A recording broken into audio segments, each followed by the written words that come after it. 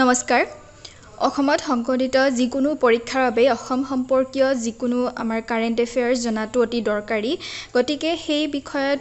গুৰুত্ব ৰাখি আজি 1 জুলাইৰ পৰা 20 জুলাইৰ ভিতৰত কি ঘটনা সংঘটিত হৈ গৈছে কাৰেণ্ট এফেয়াৰ্স পৰীক্ষাৰ বাবে জৰুৰী এই সকলোবিলাক কথা আলোচনা কৰিব লৈছো গতিকে ভিডিওটো আপোনালোকে যদি ভাল পায় তেনেহলে লাইক কমেন্ট আৰু শেয়াৰ কৰিব আৰু যদি চেনেলটোত আপোনালোক যদি নতুন তেনেহলে চেনেলটো সাবস্ক্ৰাইব কৰিব নাপাহৰিব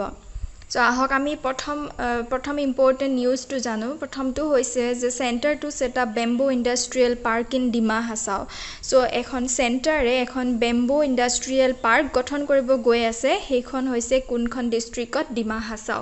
so Dima Hasao jikhon park gothon koriboloi goi ase hekhon hobo first bamboo industrial park in north east India gote north east India bhitorote ei Dima Hasao jikhon hobo hekhon hoise prothom bamboo industrial park আৰু যেটো setup কৰিব যাব সেটআপটো কোনটো ministry আন্ডাৰত হ'ব হেতু হ'ব donor ministry আৰু কৈছে যে এই যেটো নেশনাল পাৰ্কখন যেতিয়া হৈ যাব ইন্ডাষ্ট্ৰিয়েল যিখন পাৰ্কখন হৈ যাব সেই পাৰ্কখন হলে আমাৰ যি সকল বেম্বু গ্ৰোৱাৰ্স আছে বা যি সকল ব্যৱসায়ী আছে খেতিয়ক আছে সেই তেওঁলোকৰ কাৰণে যথেষ্ট এটো লাভজনক হ'ব আৰু লগতে ই কি কৰিব আমাৰ যেটো আত্মনিৰ্ভৰ আসাম বা আত্মনিৰ্ভৰ ভাৰত যেটো প্ৰজেক্ট সেই প্ৰজেক্টৰ আন্ডাৰত আমাৰ এটা গোল এচিভ কৰিব পৰা যাব এই প্ৰজেক্টটো হলে সো গটিকে ইয়াতে আমাৰ মেপত আপোনালোকে দেখিছে আমাৰ ডিমা হাছাও ডিস্ট্ৰিক্ট খন কোড আছে কোনটো জেগাত অৱস্থিত গটিকে ইয়াৰ পৰা কোনো একো ডাউট থাকিব নালাগে বেম্বো ইন্ডাষ্ট্ৰিয়েল পাৰ্কখন ডিমা হাছাওত হ'ব সো নেক্সট হৈছে কি আমাৰ ব্ৰহ্মপুত্ৰৰ নদীৰ মাজেদি এখন এটা টানেল গঠন কৰা হ'ব এটা টানেল গঠন কৰিবলৈ সেন্টাৰে অলৰেডি এপ্ৰুভ কৰিছে সো এই যেটো টানেলটো সেই টানেলটো এতিয়া কিয় ইম্পৰ্টেন্ট হৈ আহিলে এইটো ইম্পৰ্টেন্ট হ'ল যে the fear of Chinese aggression in north east India তো চাইনাই যি ধৰণৰ কাৰ্যকলাপ কৰি আছে সেই কাৰ্যকলাপবোৰৰ কাৰণে ভয় কৰি ভাৰত চৰকাৰে ভয় কৰিছে যে কেনেবাকে যদি আমাৰ নৰ্থ ইষ্টত যদি তেনে ধৰণে ইহতি এগ্ৰেশন দেখায় চাইনাই দেখায় তেনেহলে আমাৰ যেটো অৰুণাচল প্ৰদেশৰ লগত যেটো এটা যোগাযোগ ব্যৱস্থাটো অতিশয় বেয়া হৈ আছে ইমান বেছি ভাল হৈ থকা নাই সেই কাৰণে তেওঁ যেহেতু বেয়া হৈ আছে সেই কাৰণে তাক উন্নত কৰিবৰ কাৰণে যদি আমাৰ ব্ৰহ্মপুত্ৰৰ মাজেদি এটা আমি টানেল গঠন কৰিব পাৰো তেনেহলে ইয়াৰ লগত যোগাযোগটো যথেষ্ট উন্নতি হ'ব আৰু এই টানেলটো হেতু কাৰণে প্ৰায় এটা দীঘল হ'ব কাৰণ ব্ৰহ্মপুত্ৰ নদীখন যথেষ্ট বহল হয় সেই কাৰণে ইয়াৰ লেংথটো 14.85 কিলোমিটাৰ 14.85 কিলোমিটাৰ এটা দীঘল যথেষ্ট দীঘল এটা টানেল হ'ব নদীৰ তলেদি হ'ব আৰু এটো কাক লিংক কৰিব গহপুৰ আৰু নুমলীগড় সো গহপুৰ আৰু নুমলীগড় আপোনালোকে এই মেপখনত দেখিছে এনে ধৰণে গহপুৰ আৰু নুমলীগড়ক কানেক্ট কৰি এই দীঘলীয়া টানেলটো গঠন হ'ব আৰু লগতে ই তেনেকে আসাম আৰু অৰুণাচল প্ৰদেশৰ লগত ভাল ধৰণে কানেক্ট কৰিব এতিয়া অৰুণাচল প্ৰদেশৰ লগত কানেক্ট হ'বলে হলে বৰ্তমান আমাৰ যিখন বগীবিল দলং সেই বগীবিল দলংখন একমাত্ৰ সংযোগ পথ হৈ আছে কিন্তু তাতকৈ আগতে যদি আমি টানেলটো গঠন কৰিলো তেনেহলে আমাৰ যিবিলাক বেলেগ জেগা অতি সোনকালে অৰুণাচল প্ৰদেশত আমি সংযোগ স্থাপন কৰিব পাৰিম সেই কাৰণে এই প্ৰজেক্টটো লোৱা হৈছে আৰু এই প্ৰজেক্টটো কৈছে যে it will give a secure passage to transport military supplies to border camps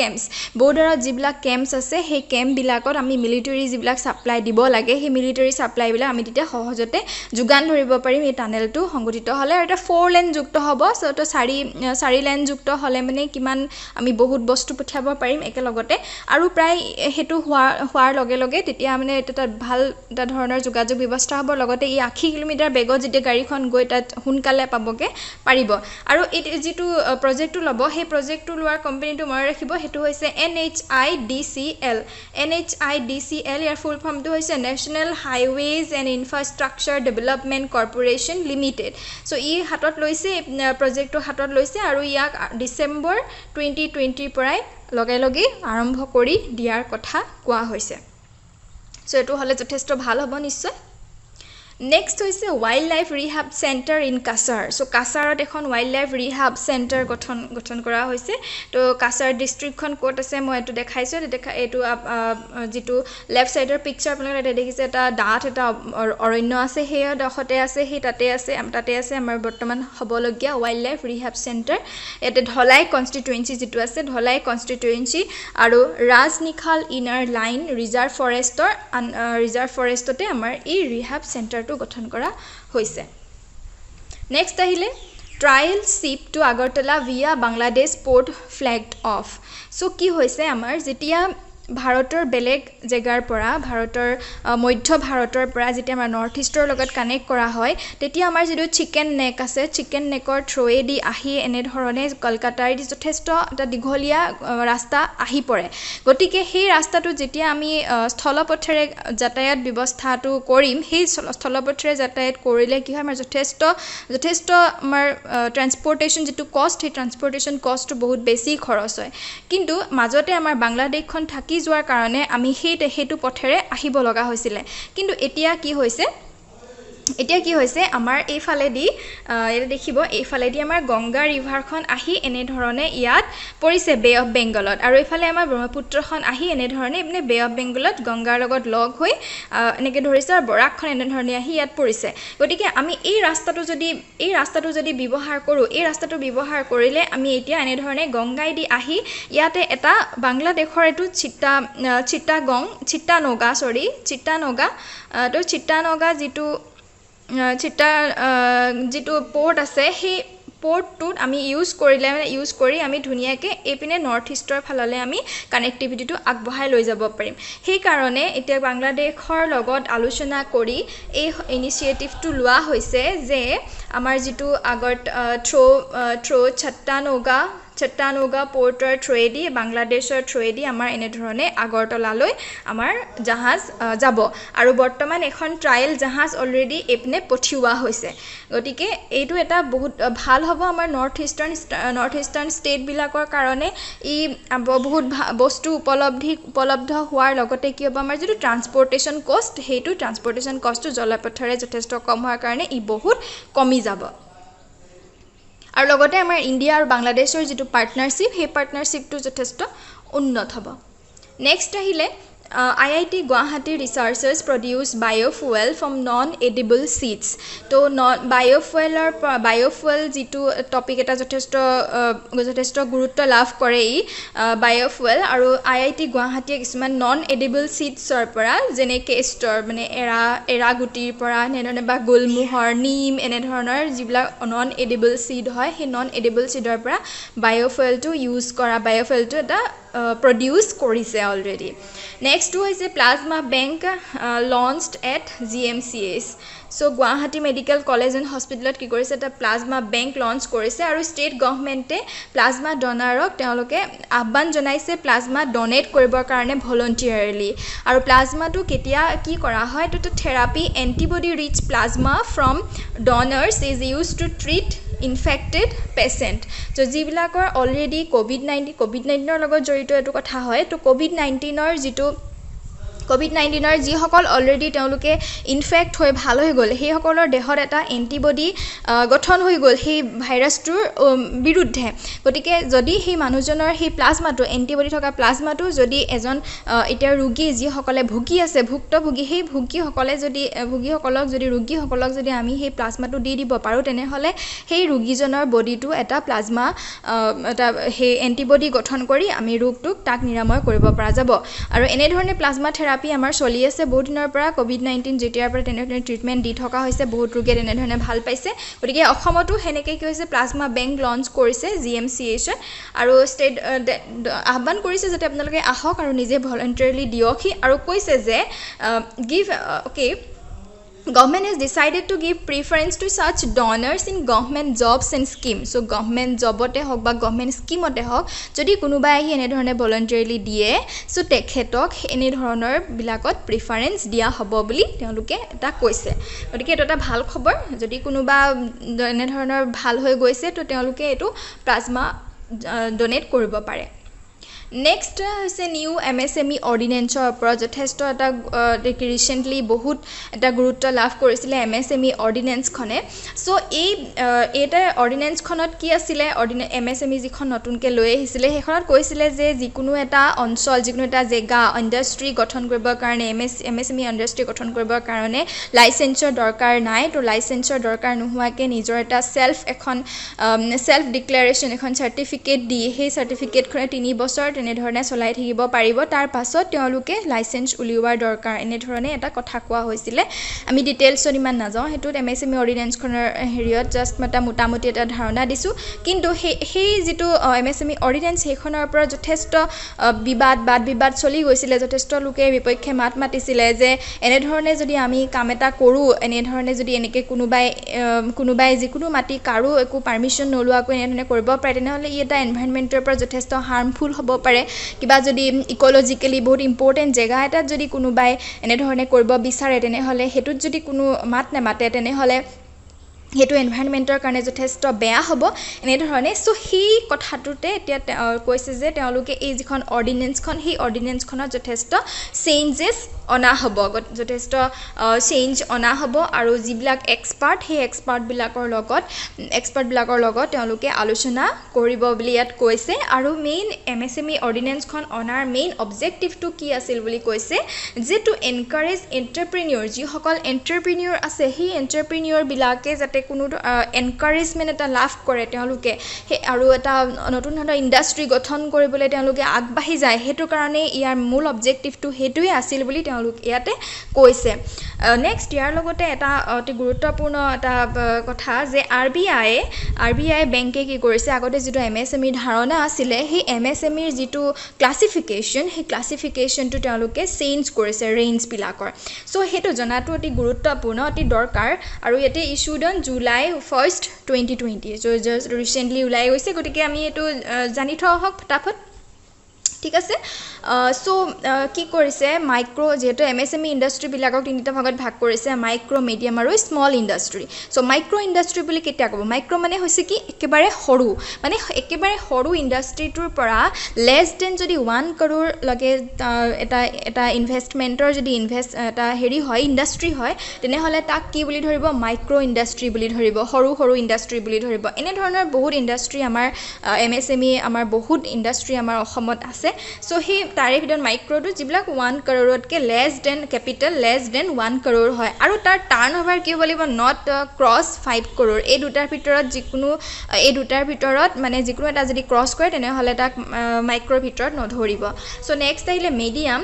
মিডিয়ামটো কি হ'ল যিবিলাকৰ ইনভেষ্টমেণ্ট 10 crore-তকৈ তলত থাকে 10 crore বা 10 crore-তকৈ তলত থাকে তেনেহ'লে সেইটো ক'ব মিডিয়াম আৰু তাহাঁতৰ টাৰ্ণ অভাৰ লেছ দেন 50 crore হ'ব লাগিব ঠিক আছে 50 কোটিতকৈ তলত হ'ব লাগিব টাৰ্ণ অভাৰটো আৰু স্মল বুলি ক'ব তেতিয়া ইনভেষ্টমেণ্ট লিমিট 50 crore 50 crore কেপিটেলটো যদি 50 কোটিলৈকে হয় মানে আপোনাৰ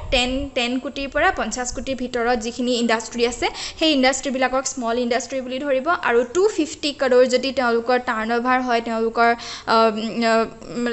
টাৰ্ণ অভাৰটো 250 কোটিতকৈ কম হয় তেনেহ'লে তাক ক'ব স্মল ইণ্ডাষ্ট্ৰি চ' MSME ছেক্টৰত যথেষ্ট সুবিধা লাভ কৰে MSME ইণ্ডাষ্ট্ৰিবিলাকে চ' গতিকে আমি ইয়াৰ বিষয়ে ভাল এটা ধাৰণা ৰখাটো দৰকাৰ নেক্সট হৈছে কি government forms panel to prove illegal mining so' illegal মাইনিংটো এতিয়া যথেষ্ট নিউজত আছিলে হয়নে যিটো দিহিং পাটকাইত যিটো কয়লা খনন কাৰ্য হৈ গৈছিলে সেইটোৰ ওপৰত ভিত্তি কৰি আমাৰ যিটো ইলিগেল মাইনিঙৰ ওপৰত আমাৰ যথেষ্ট নিউজত আহিছিলে আৰু তাৰ ওপৰতে গুৰুত্ব ৰাখি সেইকাৰণে গভৰ্ণমেণ্টে কি কৰিছে এখন নতুন এটা ইনকুৱাৰী পেনেল বহাইছে আৰু সেই ইনকুৱাৰী পেনেলটোৱে ইনভেষ্টিগেট কৰিব যিবিলাক দিহিং পাটকাই ইলিগেল মাইনিং হৈ গৈছে সেইবিলাক তেওঁলোকে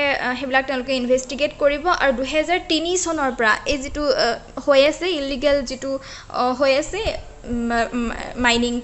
ইলিগেল মাইনিংটো সেইটো 2003 চনৰ পৰা তেওঁলোকে তাত চোৱা চিতা কৰিব যে কেনেধৰণে কি হৈ আছে কথাখিনি ঠিক আছে আৰু যিটো এই পেনেলটো কাৰ আণ্ডাৰত কৰিছে গুৱাহাটী হাইকোৰ্টৰ এজন ৰিটায়াৰ্ড জাজ আৰু তেওঁ হৈছে জাষ্টিছ বি পি কটকী তেখেতৰ আণ্ডাৰত এই গোটেই পেনেলটো বহিব আৰু লগতে এইবিলাক দিহিং পাটকাইৰ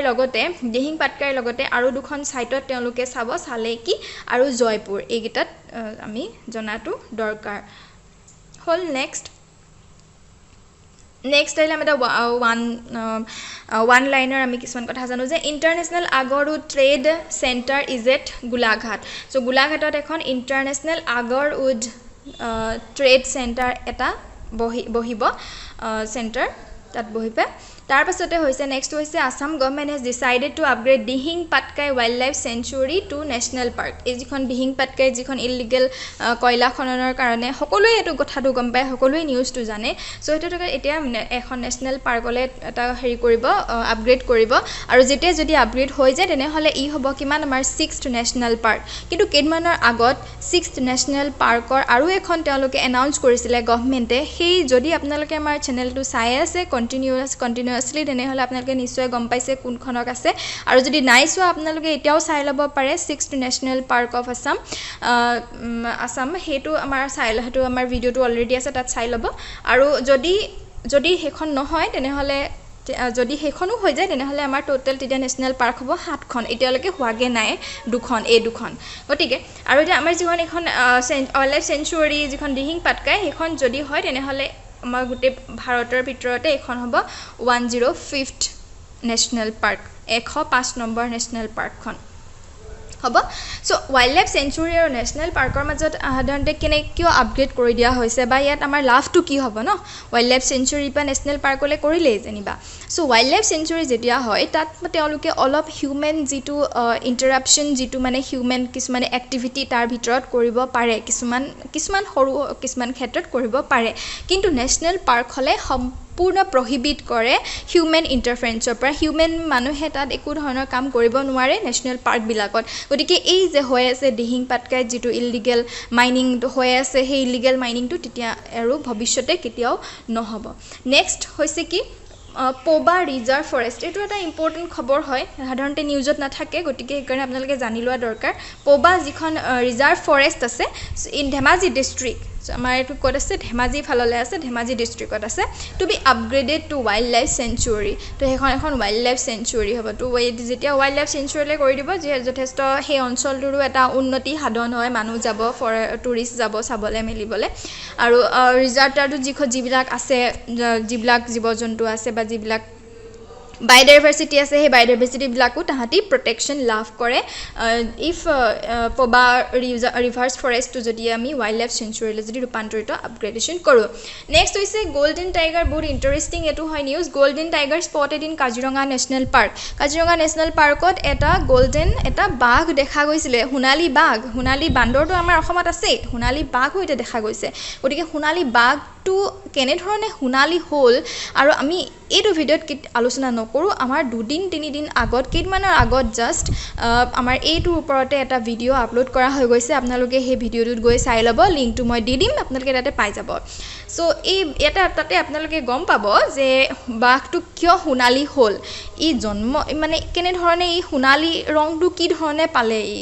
আৰু আছেনে বাঘ তেনেকুৱা সোণালী অকল অসমতে আছে নে বেলেগত আছে সকলোখিনি কথা গম পাব আপোনালোকে তাত গতিকে চাই ল'ব ভিডিঅ'টো নেক্সট দিলে ইম্পৰ্টেণ্ট পাৰ্চনেলিটিজ কিছুমান তো এই জুলাই মাহটোত জুলাই 20 তাৰিখলৈকে যি ইম্পৰ্টেণ্ট পাৰ্চনেলিটিজ কিছুমান তেওঁলোকক জনাটো দৰকাৰ তেওঁলোকৰ ঢুকাই গৈছে সেইটো কাৰণে জনাটো বেছি আমাৰ দৰকাৰ কেতিয়াবা এক্সামত অহা দেখা যায় প্ৰথমজন হৈছে ৰন্টু দাস তেখেত আছিল অনাৰ এণ্ড ডাইৰেক্টৰ অফ অসমীয়া খবৰৰ অনাৰ ডাইৰেক্টৰ আছিল অশ্বিনী চেতিয়া তেখেত এজন পলিটিচিয়ান আছিল সকলোৱে চিনি পায় অশ্বিনী চেতিয়া পলিটিচিয়ান আছিল নেক্সট হৈছে প্ৰফেচাৰ টাবু টাইড তেখেত এজন ৰাইটাৰ তো চ' এইকেইজন মানুহ আমি মনত ৰখাটো দৰকাৰ কেতিয়াবা এক্সামত আহি যায় যে তলৰ মানুহজন কোনটো বিষয়ৰ লগত জড়িত নেক্সট আহিলে আমাৰ এৱাৰ্ডছৰ যিটো শিতানত কি হৈছে ৰাজেশ্বৰ শইকীয়া বৰবায়ন সত্ৰীয়া এৱাৰ্ড ৰাজেশ্বৰ শইকীয়া বৰবায়ন সত্ৰীয়া এৱাৰ্ড 3জন মানুহলৈ আগবঢ়োৱা হৈছে সেই 3গৰাকী হৈছে ডক্টৰ নীতা বিদ্যাৰ্থী সোণাৰাম এছ বুঢ়াভকত কলাৱতী দেৱী এই 3গৰাকীক ৰাজেশ্বৰ শইকীয়া বৰবায়ন সত্ৰীয়া এৱাৰ্ড দিয়া হৈছে গতিকে আজিলৈ ভিডিঅ'টো ইমানেই